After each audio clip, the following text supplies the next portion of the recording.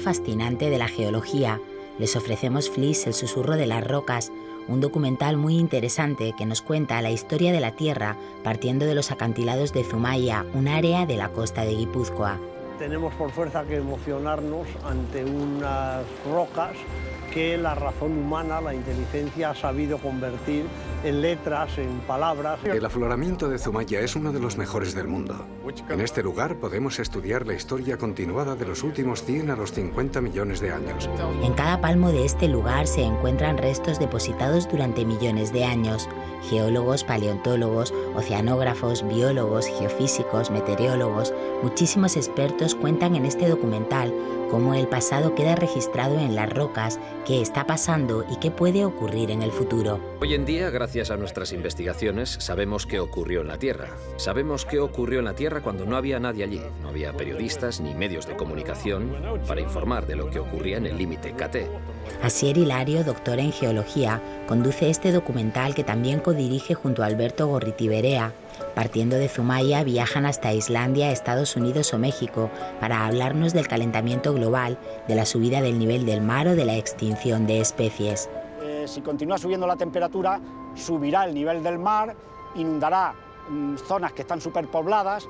El nivel del mar va a subir, es más, está subiendo. Los cálculos más pesimistas nos indican que pueden estar desapareciendo del orden de 30.000 especies al año.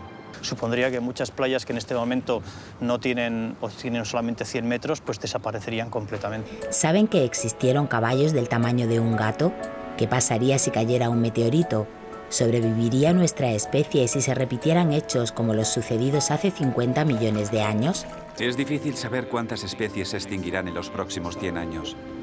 Pero hay indicaciones claras de que la Tierra lo está pasando mal en estos momentos. Somos una especie original en el sentido de que cada vez necesitamos más, no nos conformamos con lo que tenemos, eso no pasa con ninguna otra especie. Nosotros, en cambio, cada año necesitamos más que el año anterior. Nuestro nivel de consumo para la misma población aumenta. Premiado en la Bienal de Cine Científico de Ronda, Flis, el susurro de las rocas, habla también de las alteraciones climáticas, de los cambios magnéticos y de la biodiversidad. A través de la educación tenemos que convencer a los ciudadanos de que necesitamos esa biodiversidad. Nuestro documental de hoy ayuda a comprender la historia de nuestro planeta. Flis, el susurro de las rocas, recorre kilómetros de esta bella costa, un libro abierto que gracias al estudio de los geólogos se ha convertido en una enciclopedia que puede ayudarnos a mirar con otros ojos la Tierra.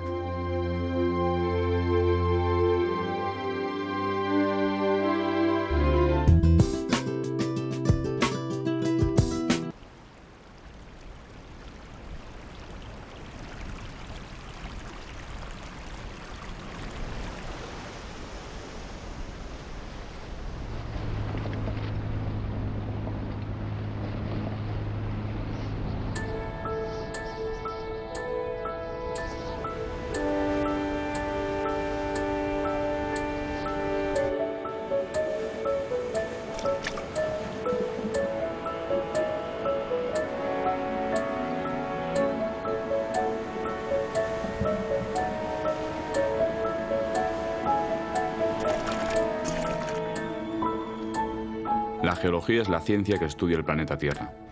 Y nosotros, los geólogos, detectives del pasado en busca de pistas que nos permitan leer e interpretar las páginas de su historia.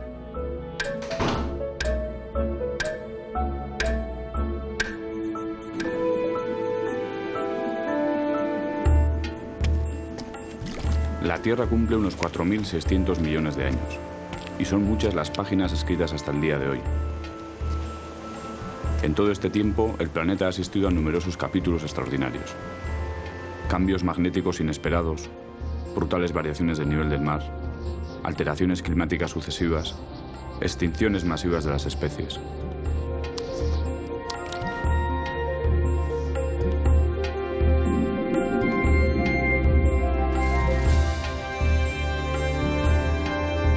Siguiendo la pista de una sola especie, podemos entender sucesos que han afectado a todo el planeta.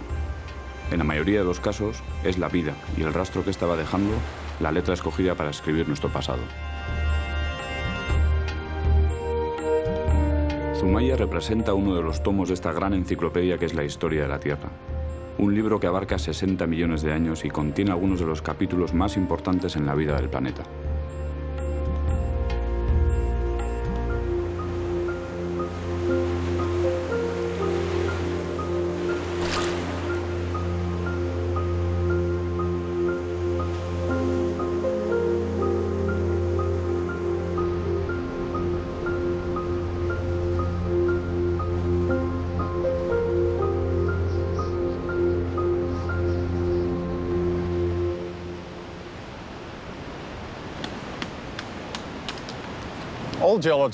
Los geólogos son como detectives que investigan la historia de las rocas y de la especie humana. Miramos a las rocas y encontramos allí las respuestas. Tenemos una oportunidad única y es que disponemos del mayor laboratorio del mundo. Es el laboratorio, el registro rocoso. Nuestro planeta tiene más o menos la misma edad que el sistema solar. Es solo unos pocos millones de años más joven. Se formó dramáticamente por la acumulación de colisiones. Estas colisiones continuaron después de la formación de la Tierra y se cree que la última gran colisión que sufrió la Tierra dio origen a la Luna. Las geografías son transitorias, como las civilizaciones. Este es uno de los, digamos, de los hallazgos de la geología para la cultura moderna. Nuestro planeta no tiene los impactos de Marte, Mercurio o la Luna, porque es un planeta activo. Y en un planeta activo existe la llamada tectónica de placas, que renueva la corteza terrestre. El planeta está vivo, lo que por una parte se expande, por otro sitio se consume. Las placas se separan, se alejan. Y como la Tierra es redonda, pues eso supone que en otras partes hay placas que se afrontan, se chocan. Y durante millones de años, por ejemplo, estamos viendo rocas que se han deformado en la orogenia alpina hace 50 millones de años y son muchos millones de años deformándose poco a poco y levantándose las grandes cadenas montañosas. Es un corte que está perfectamente expuesto porque los estratos afloran casi verticalmente y además el mar, las olas, lo limpian constantemente.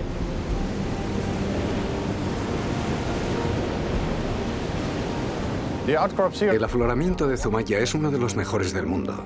En este lugar podemos estudiar la historia continuada de los últimos 100 a los 50 millones de años. Aquí se nos cuenta día a día, año tras año, lo que ha sido la historia de las rocas, el clima, acontecimientos que han ocurrido, catástrofes, etc.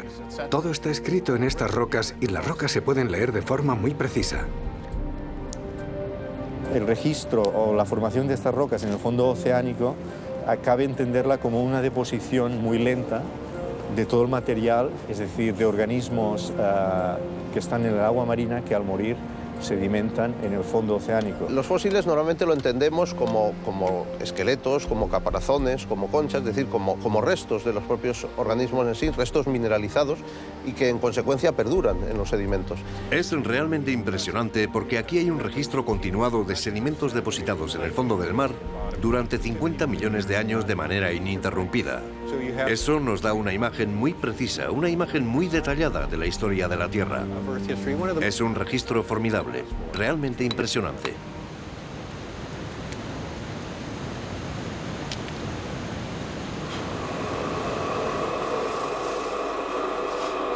Analizando los restos de las especies que encontramos en estas capas, podemos saber quiénes y cómo vivían en una época determinada. Los fósiles son evidencias de los organismos que vivieron en el pasado. Cualquier tipo de evidencia. Todas estas rocas de los acantilados de la playa de Ichurun están llenos de foraminíferos planctónicos, aunque no se vean a simple vista. Los microfósiles permiten reconstruir todo lo que ocurrió en el pasado, especialmente pues, todos aquellos cambios paleoclimáticos que se reflejan en la mayor o menor abundancia de las distintas especies. De esa manera podemos reconocer qué tipo de clima había y de qué manera variaba en esas edades. Hay especies que son más típicas de aguas cálidas, otras de aguas frías, y vemos cómo van evolucionando, cómo van apareciendo, cómo se van extinguiendo. Lo que ocurre es que, más allá de las tasas de extinción normales o habituales, encontramos momentos en la historia de la vida en los que las tasas de extinción se disparan. Se extinguen más de la mitad de las especies que conocemos y teniendo en cuenta el tiempo geológico dentro de un espacio de tiempo muy corto.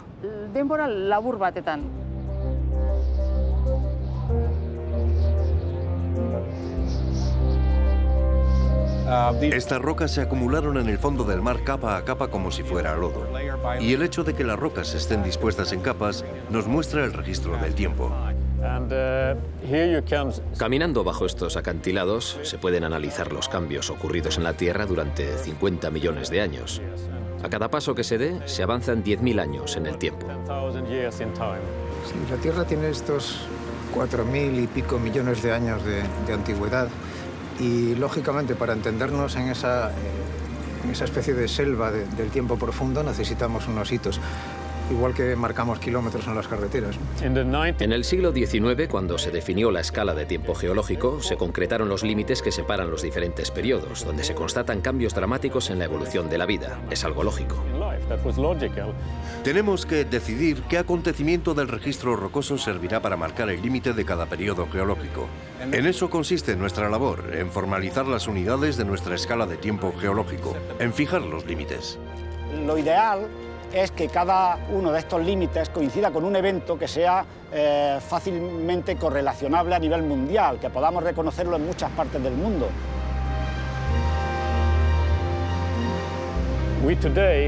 Hoy en día, gracias a nuestras investigaciones, sabemos qué ocurrió en la Tierra. Sabemos qué ocurrió en la Tierra cuando no había nadie allí. No había periodistas ni medios de comunicación para informar de lo que ocurría en el límite KT.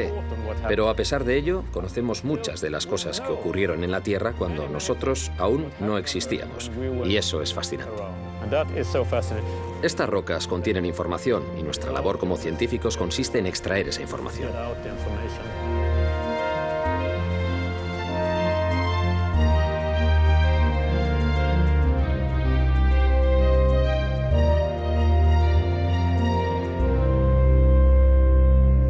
Esta serie es excelente. Se pueden leer día a día 4 catástrofes. Hace 57 millones de años, un cambio magnético invirtió la polaridad de la Tierra. Este evento está registrado en el límite selandiense-tanetiense. Unos pocos millones de años antes, encontramos en estos acantilados el límite daniense-selandiense. Un límite con varios cambios biológicos, pero principalmente una gran caída en el nivel de mar. En las arcillas rojizas de la playa de Ichurun encontramos los rastros de uno de los mayores calentamientos que ha sufrido la Tierra en toda su historia, el límite Paleoceno-Eoceno, particularmente similar al calentamiento que vivimos hoy. Y escondida en la playa de Algorri, una fina capa gris constata el límite Cretácico-Terciario, un límite que evidencia el impacto de un meteorito y la extinción de la mayoría de las especies, entre ellas los dinosaurios. Esos 4 límites se pueden estudiar hoy con mucha precisión para saber qué acontecimientos ocurrieron en el pasado y saber si estos son extrapolables a los del presente. Nosotros estudiamos todos y cada uno de ellos, tanto pequeños como grandes, y entonces surge la pregunta de si los humanos sobreviviríamos a estas crisis si tuvieran lugar hoy. La inmensa mayoría de las especies se ha extinguido a lo largo del tiempo y los eventos que registran estas rocas. Pero si pensamos en nuestro tiempo, el tiempo de la especie humana, y resumiéramos la historia de la Tierra en un año, apareceríamos en los últimos segundos. La historia de nuestra especie en la Tierra es la historia de un paso de una especie fundamentalmente presa, como la mayoría de los primates, que come plantas y que vive en el bosque, evitando a los carnívoros que se la comen, a una especie fundamentalmente depredadora que se lo come todo. Bueno, seguramente el éxito de los humanos por conquistar todo el planeta tiene que ver con modificaciones climáticas y con ventajas que se dieron en los ecosistemas. El clima varía de una forma muy importante en la Tierra. Solamente como detalle es que en los últimos 2 millones de años, es decir, lo que conocemos en geología por el cuaternario, 1,8 o 2 millones de años, ha variado hasta 30 veces de forma drástica. Es decir, hemos tenido 30 periodos glaciares. En esta evolución biológica, en un tiempo anterior, lo que ocurría es que había una mejor adaptación al ambiente biológico, que sabían explotar perfectamente. La especie humana ya ha demostrado que sabe sobrevivir al frío de las grandes glaciaciones cuaternarias. Ahora, no sé cómo reaccionaríamos ante el calor. Eso es algo que ya entraría en el terreno de la especulación. ¿Cuál es el problema de un clima tan cálido? El problema es que ese clima cálido lo alcanzaremos con 8.000 o 9.000 millones de personas. El crecimiento de la población humana ha llegado a su límite. El reto del cambio climático es probablemente uno de los mayores retos del ser humano. Si continúa subiendo la temperatura, subirá el nivel del mar, inundará zonas que están superpobladas. El nivel del mar va a subir. Es más, está subiendo. En principio, los humanos somos la única especie biológica que es capaz de transformar el medio ambiente que ocupa. Los cálculos más pesimistas nos indican que pueden estar desapareciendo del orden de 30.000 especies al año. La causa de fondo es que nuestra especie compite con todas las demás. Es difícil saber cuántas especies se extinguirán en los próximos 100 años, pero hay indicaciones claras de que la Tierra lo está pasando mal en estos momentos. Aquí tenemos un erizo de mar, una de las pocas especies que consiguió sobrevivir a los 4 límites que relata este afloramiento. Algún geólogo, Raup, se ha preguntado si eran buenos genes o ha sido buena suerte. En muchos aspectos parece que ha sido buena suerte, más que buenos genes, pero mira, ellos se lo han ganado. ¿Y los seres humanos? ¿Hubiera sobrevivido la especie humana a los eventos que se estudian en Zumaya?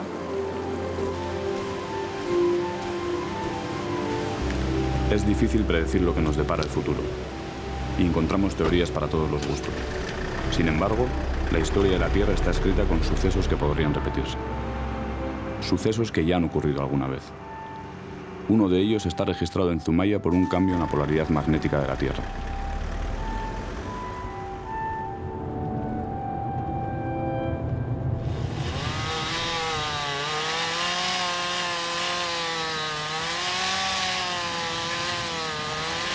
Efectivamente, el campo magnético es una propiedad física del planeta que no se visualiza, no se puede tocar. Es como el viento, ¿no? Ahora mismo el viento es una cosa que no tocamos, ¿no? El límite selandiense-tanetiense es un evento menor. No ocurrió nada espectacular. Usamos este límite para relacionarlo con otras secciones.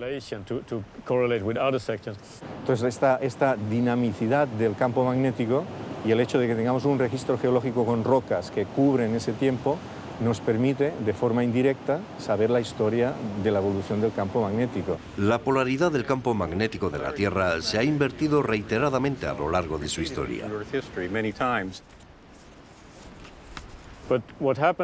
Lo que pasó en el límite selandiense-tanetiense fue que los polos se invirtieron. El polo norte pasó a ser el polo sur y viceversa. Entonces una brújula, si hubiera existido en ese momento, en lugar de señalar el norte, hubiera señalado el sur. Estas variaciones magnéticas se han repetido a lo largo de la historia geológica y se darán en el futuro con toda seguridad.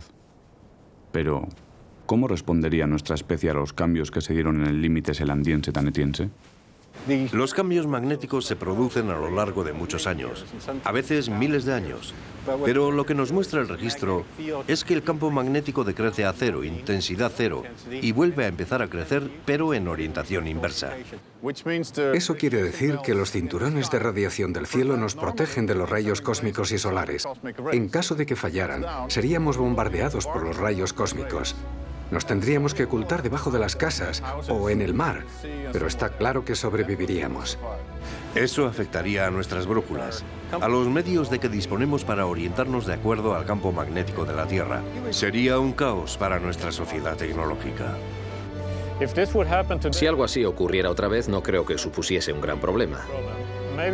Tal vez mi avión mañana me llevaría a Marruecos en lugar de a Suecia, pero es algo que tendría solución. Acontecimientos como los que se dieron en este límite no parece que supondrían una amenaza para especies como la nuestra, aunque tampoco pasarían totalmente desapercibidos. Un cambio magnético supondría un problema para las aves a la hora de navegar en sus migraciones. No obstante, las aves llevan existiendo cientos de millones de años, por lo menos 100 millones de años, y durante ese tiempo han sabido adaptarse a los numerosos cambios magnéticos que han tenido lugar. ¿Por qué no lo van a hacer ahora?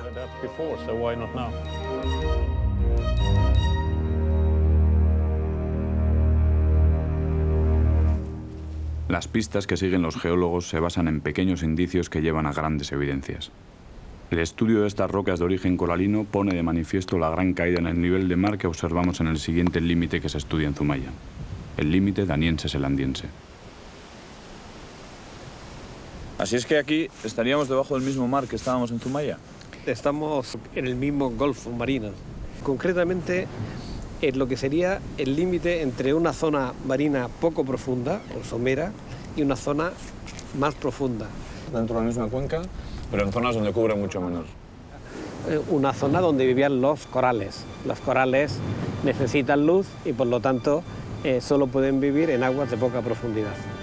Una zona que era marina de repente pasó a ser vegetada. ¿Y tenéis calculada de cuánto pudo ser esa caída? Tenemos unos límites, como mínimo 40 metros y como máximo 80. Y esto para los corales no fue bueno, me imagino. No, para los corales fue fatal, efectivamente. Los corales quedaron fuera de su hábitat y, naturalmente, murieron. Pero, ¿qué pudo provocar una caída de esta magnitud? La tectónica de placas es uno de los principales argumentos para lo que es la subida del nivel del mar. A grandes escalas de tiempo, estamos hablando a millones de años, esa apertura del Atlántico, esos movimientos orogénicos, es decir, de levantamiento del terreno, todos esos movimientos lo que hacen es que el nivel del mar esté cambiando constantemente. La superficie de la Tierra está activa en muchos lugares. Hay zonas que suben y bajan, y eso afecta al nivel del mar, aún ocurriendo a nivel local. Por ejemplo, si en el norte de España el nivel del mar subiera o bajara rápidamente, todo el entorno local se vería alterado notablemente. Los paisajes cambian una y otra vez, y el tiempo remodela lo que contemplamos en nuestra corta existencia. Aunque cueste imaginar que todo lo que nos rodea perteneció una vez al mar. ¿Cómo reaccionaríamos ante una caída de esta magnitud? Si algo similar volviera a ocurrir en la actualidad, no creo que supusiese ninguna catástrofe terriblemente negativa. Las zonas costeras se expandirían. Bueno, puede que hubiera un problema. Puertos como el de aquí de Zumaya quedarían tierra adentro y habría que construir nuevos puertos. Pero estoy seguro de que también acarrearía innumerables ventajas.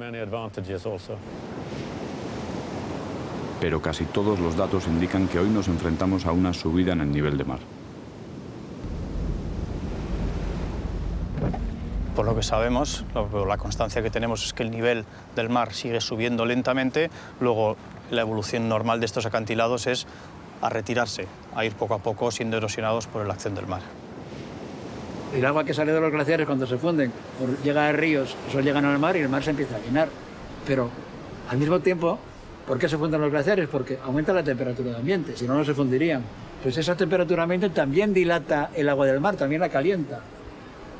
Y esa dilatancia térmica es 1/3 del total de lo que está subiendo. Y si el mar subiese 1 metro de altura, perderíamos 100 metros de playa. Si vamos al modelo más catastrófico y estamos pensando que en 2100 el nivel del mar puede subir entre 80 o 1 metro de altura, supondría que muchas playas que en este momento no tienen o tienen solamente 100 metros, pues desaparecerían completamente. Algunas zonas, tales como pequeñas islas que están al nivel del mar, podrían desaparecer. Dejarían de existir. No puede haber un efecto mayor que ese. La adaptación a un régimen de precipitaciones distinto probablemente en unas décadas se produciría. Es una gestión del recurso hídrico diferente. Pero la adaptación al aumento del nivel del mar solo tiene una protección, que es la de los diques, y es costosísima y difícil de imaginar a escala planetaria.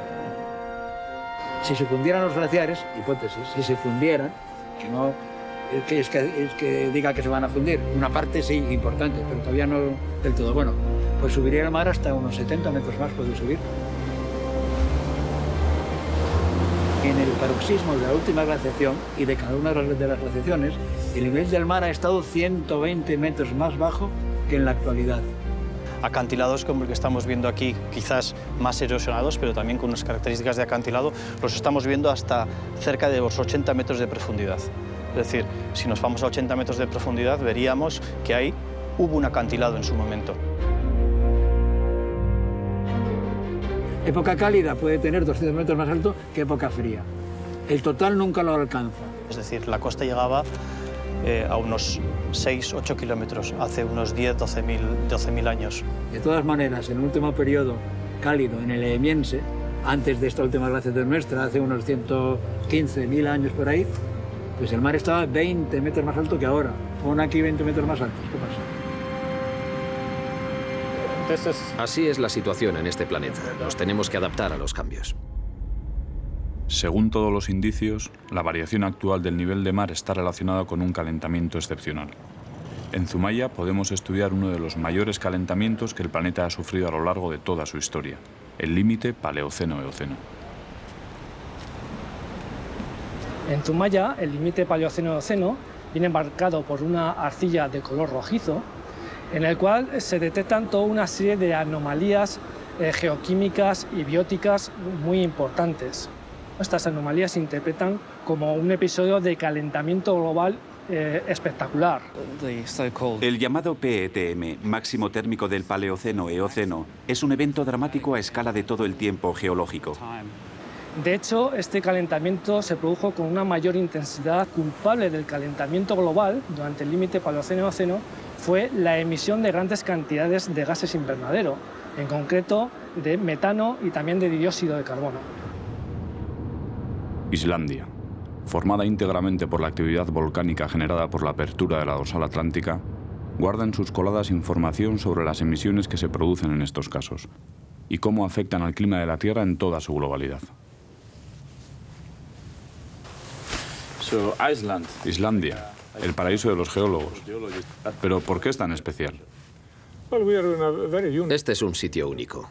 Ahora mismo estamos sentados sobre el límite de las dos principales placas del Atlántico Norte. La placa de Norteamérica al oeste y Eurasia al este. Se están separando a razón de 18 milímetros al año.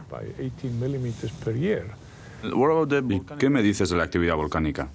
¿Existe alguna relación entre la tectónica de placas y la actividad volcánica? Sí, aquí tenemos volcanes activos que están creando continuamente nueva corteza con sus erupciones.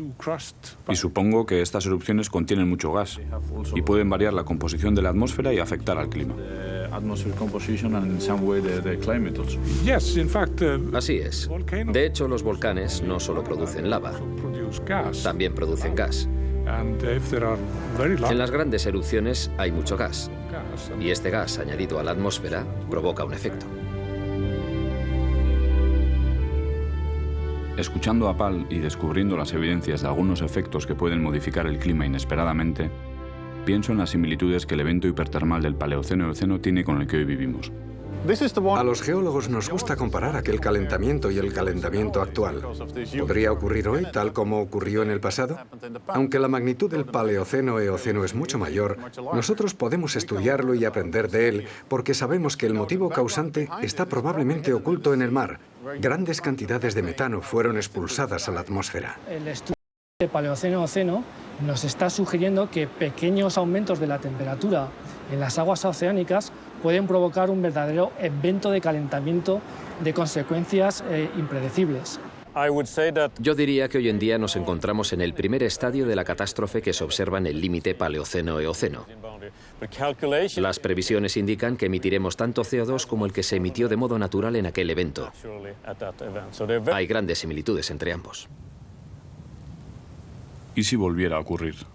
Si volviera a darse un calentamiento como el que describe el límite Paleoceno-Eoceno, ¿conseguiría sobrevivir nuestra especie? Yo creo que si la Tierra experimentara otro calentamiento como el ocurrido en el Paleoceno-Eoceno, la vida en la Tierra se vería afectada dramáticamente. Una subida de temperatura de tal magnitud cambiaría todos los cinturones climáticos de la Tierra. Algunos lugares como Suecia serían más cálidos. Pero el mayor problema es que los hielos se fundirían. Y el hielo fundido de los casquetes polares, al llegar al mar, provocaría una gran subida general del nivel del agua. Grandes zonas costeras se verían inundadas y millones de personas perderían sus hogares. La especie humana está en una situación vulnerable porque somos muchos, y no muchos sobrevivirían. Si algo parecido al PETM ocurriera hoy, sería extremadamente difícil para la población humana. Y puede que ocurra, porque seguramente se debió a la emisión de los depósitos de metano congelado. Esos depósitos de metano existen hoy en día en las regiones polares y el calentamiento global podría liberarlos, lo cual tendría efectos dramáticos.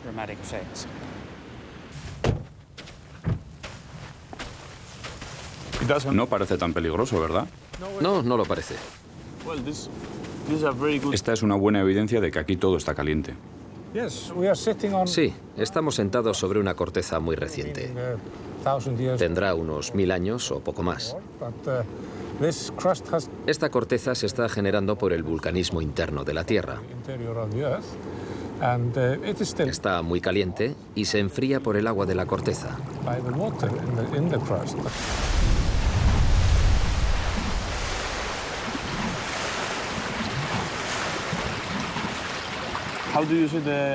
¿Cómo se ve el calentamiento global desde Islandia? En Islandia no vemos el calentamiento global como algo necesariamente malo, porque no nos vendrían mal unos pocos grados más de temperatura.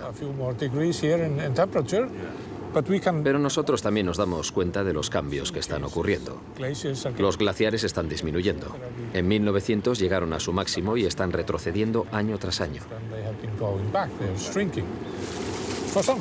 Para algunos eso está muy bien, pero si lo miramos desde un punto de vista global, es obvio que debemos de preocuparnos por el cambio climático.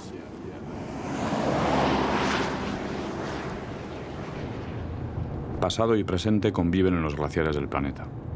Los datos que manejan los científicos señalan que el clima está cambiando, y algunas evidencias que se dieron en el límite Paleoceno-Eoceno se repiten en la actualidad. Los periodos fríos, o sea, las glaciaciones, había un mínimo de CO2 en la atmósfera como gas referente del efecto invernadero, y la cifra era de 180 partes por millón. En periodos cálidos, 290 partes por millón, y ahí se ha movido en cada glaciación. Ahora estamos en 387 este año. ¿Qué ha pasado? El calentamiento se viene observando desde mediados del siglo XIX y una gran parte de ese calentamiento, más de medio grado, se produjo entre 1850 y 1970, más o menos. El otro medio grado se ha producido, sin embargo, en los últimos 40, 50 años. El hombre, durante su actividad industrial, ha tomado ese carbono que estaba sepultado en la Tierra y lo ha vuelto a liberar a la atmósfera a través de la combustión de esos recursos energéticos. Entonces el problema es que hemos puesto en circulación cosas que antes estaban perfectamente enterradas y ahora tenemos que buscar nuevos sumideros de carbono para que eso no nos incida en el futuro de nuestra especie. Lo que es excepcional no es el calentamiento observado en estos 150 años, sino el aumento de gases de efecto invernadero concentrados en la atmósfera en estos 150 años. Pero no ha subido la temperatura todavía lo que debiera.